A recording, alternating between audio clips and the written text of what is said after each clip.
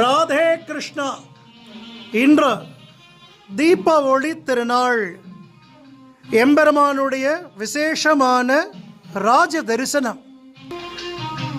தங்க வர்ணத்தில் புது பட்டு கட்டிண்ட ராஜஸ்தான் முறைப்படி விசேஷ தலைப்பாகை, கோபி திலகம், மஷ்யம், ருக்மம்னு 2 ரிஷிகள் தான் மீன்களா காதுகள் இருக்கா. விசேஷ திருபாபரணங்கள் சாத்திண்டு